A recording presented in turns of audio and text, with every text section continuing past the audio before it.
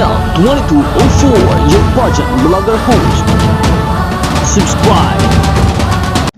Magandang araw Pilipinas and good day pageant lovers! Isang pulido, malakas at talagang unforgettable na performance ang ipinakita ni Bea Milan Winderski ng La Union sa naganap na swimsuit competition ng Miss Universe Philippines 2026.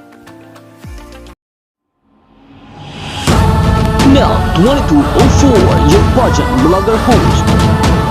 Subscribe!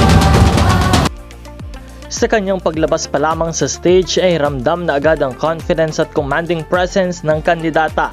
Hindi siya nagpakabog, liyad kung liyad at bawat galaw ay kontrolado at may impact. Ipinakita ni Bea Milan Winderski ng La Union na hindi lang basta ganda ang kanyang puhunan, kundi pati na rin ang stage mastery at pasabog na aura na hinahanap sa isang tunay na beauty queen.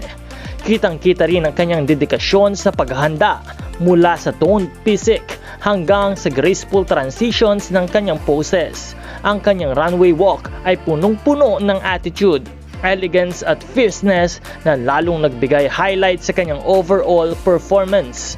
Marami sa mga netizens ang napawaw at nagsasabi na isa si Bea sa mga standout candidates ngayong swimsuit round. May ilan pa na nagsabi na pang top contender level ang kanyang ipinakita.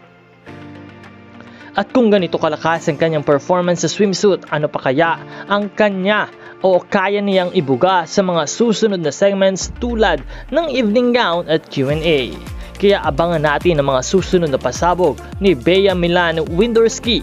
Isa siya sa mga kandidatang dapat talagang tutukan ngayong MUPH 2026. Patuloy tayong magbibigay ng mga update para sa inyong lahat, kaya huwag kalimutan na mag-subscribe at i-like ang ating video. Maraming salamat sa inyong panonood. This is Nel 2204.